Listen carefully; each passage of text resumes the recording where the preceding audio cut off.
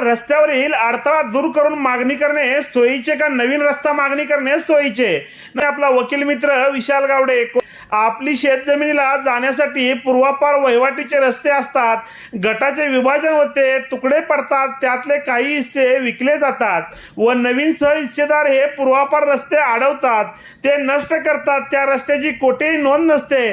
त्यामुळे आपण मामलेदार कोर्टाचे कलम 5 खाली अडवलेला रस्ता खुला करून मिळवण्यासाठीचा अर्ज दाखल करतो, परंतु त्या केसमध्ये रस्ता अस्तित्वात होतो हे सिद्ध करावे लागते। ते प्रत्यक्षात जागेवर रस्ता नांगरून टाकलेला असतो, त्यामुळे निकाल आपल्या बाजूने होत नाही।